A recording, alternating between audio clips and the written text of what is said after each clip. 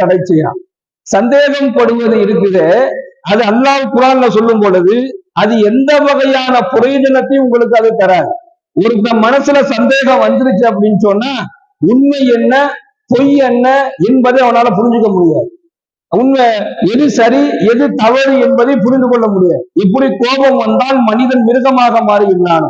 கோபத்தை விட்டு எப்படி ஸல்லல்லாஹு அலைஹி வஸல்லம் அவங்க பாதுகாப்பு சொல்றாங்களோ அதே போல அல்லாஹ் இந்த வசனத்துல சொல்றான், நீ சந்தேகப்பட்டுட்ட, உனக்கு ஒரு பொருள் மீது சந்தேகம் இருக்குது, அல்லது ஒரு ஆண் மீது சந்தேகம் இருக்குது, அல்லது ஒரு உன்னுடைய கூட பிறந்தவங்களா இருக்கட்டும், உன்னுடைய மனைவியா இருக்கட்டும், கணவனா இருக்கட்டும், யார் மீதாவது ஒரு சந்தேகம் இருக்குது அப்படின்னு சொன்னா அந்த சந்தேகம், அந்த வீணான சந்தேகம் உண்மையை அறிவதற்கு சிறிதும் பயன்படாது. சந்தேகத்தோட ஒருத்தரை நம்ம பார்த்தோம்னா அதுல உண்மை தன்மை என்ன என்பதை அறிந்து கொள்ள முடியாதுன்னு அல்லாஹ் இந்த வசனத்துல சொல்றான்.